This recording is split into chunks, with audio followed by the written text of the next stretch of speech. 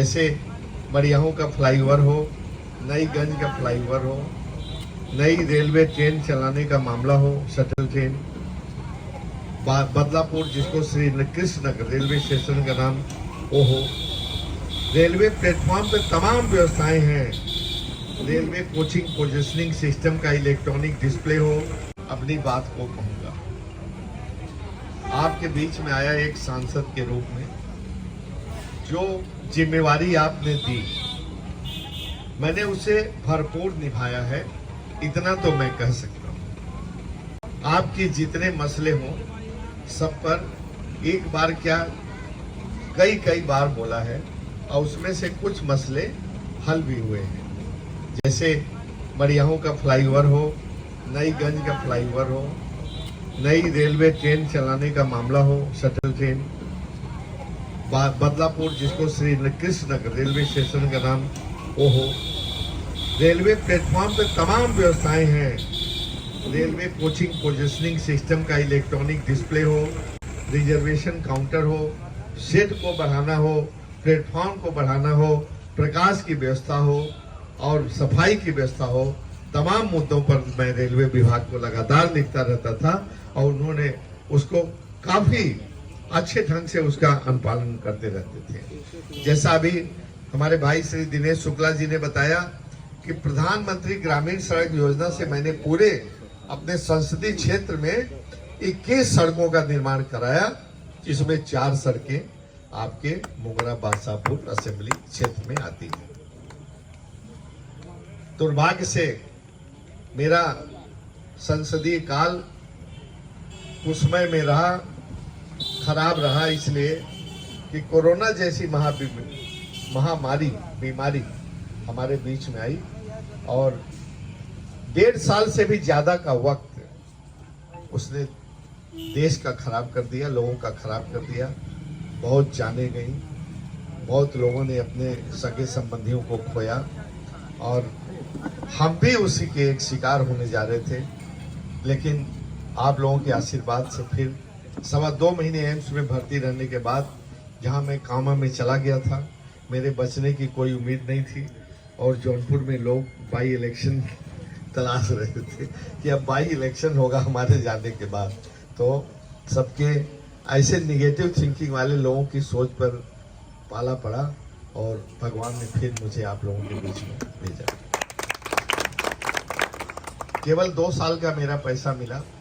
मेरे ऊपर बड़ा आक्षेप लोग लगाते हैं कि काम नहीं हुआ, काम नहीं हुआ।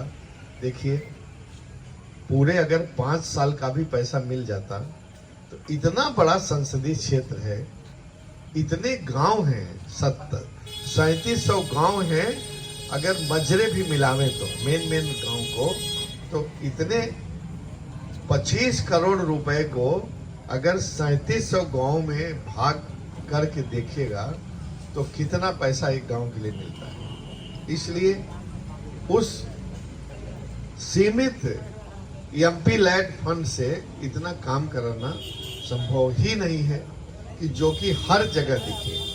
लेकिन फिर भी मैंने एमपी लैड फंड के अलावा भी अपने व्यक्तिगत संपर्क से कई कंपनियों के बड़ी कंपनियों से संपर्क करके मैंने काफी काम कराए।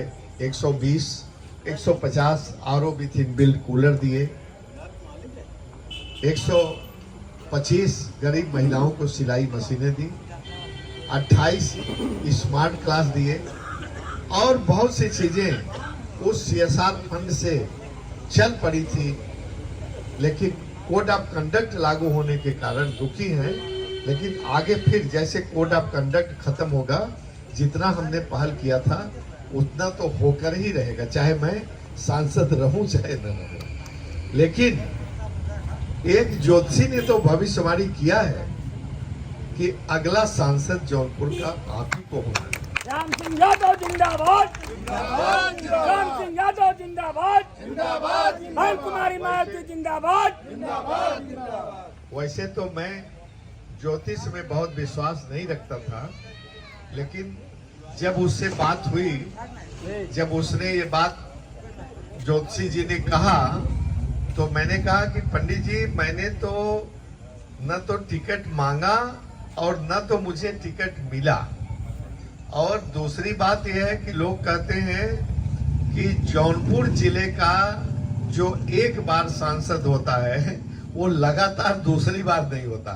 बीच में थोड़ा गैप हो जाए फिर हो जाए वो दूसरी बात है, लेकिन लगातार नहीं होता।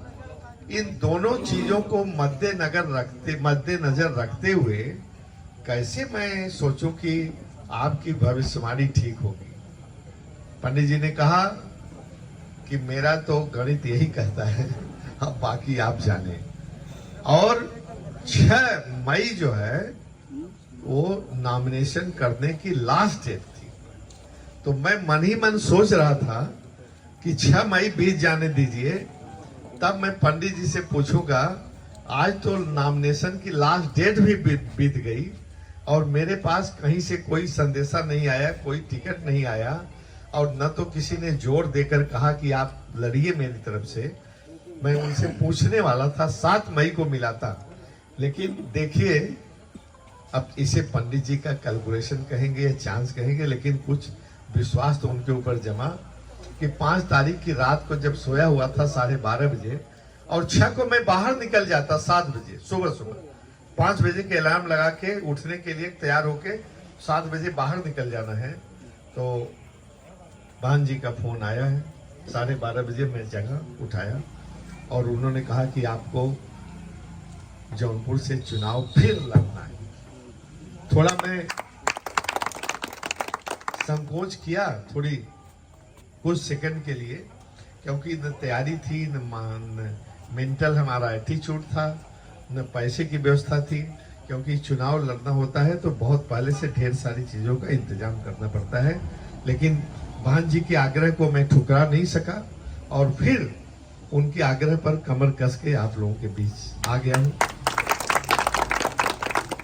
मेरे काम के बारे में आप shyamsingyadav.in वेबसाइट से देखें। जो स्मार्टफोन चलाते हैं वो दूसरों को भी दिखावें कि मैंने कितना काम किया है कम समय में।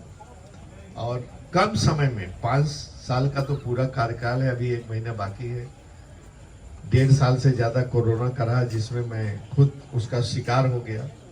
बाकी बचे 3.5 साल में पार्लियामेंट का 15 सेशन 1-1 महीने का अटेंड करते हुए, तमाम कमेटियों में शिरकत करते हुए और ऑल इंडिया यादव महासभा का मैं अध्यक्ष होते हुए तमाम दर्जनों जगह गया। इतनी जगह जाने के बाद भी जो मुझे खाली टाइम मिला वो आपके बीच में पूरा का पूरा मैंने दिया है।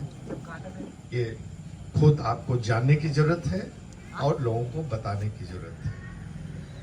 अगर आप सबने दिन रात लग करके इतनी मेहनत की कि बहन जी का नाम एक बार फिर ऊंचा कर दिया और मुझे संसद में भेज दिया, तो मैं आपको विश्वास दिलाता हूं कि आपके बीच में अगला तो कोरोना मुझे नहीं लगता कि आएगा, तो 5 साल का पैसा मिलेगा मुझे और CSR फंड से जितना अभी तक काम किया है उससे 10 गुना ज्यादा मैं काम करने में काम